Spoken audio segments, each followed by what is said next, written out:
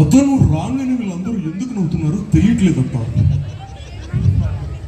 అతను నేను ఇంత గొంతు తెంచుకుంటున్నా ఎందుకు నా వాళ్ళ విజువల్ని కూడా ఎట్లేదో అర్థం కావట్లేదు అత్త. అత్త ఒక్క విషయం నేను సూటిగా చెప్తున్నాను, వీళ్ళంతా అమ్మాయికులు అత్త. అదిగో మధ్యలో ఆ బ్లాక్ కోట్ వేసుకొని కూర్చున్నారు చూడు, ఆయన ఇంకా అమాయకుడు. మ్యాచింగ్ అయిందని నేను దాని నుంచి మొత్తం వీడియో తీసుకుంటా కూర్చున్నాడు.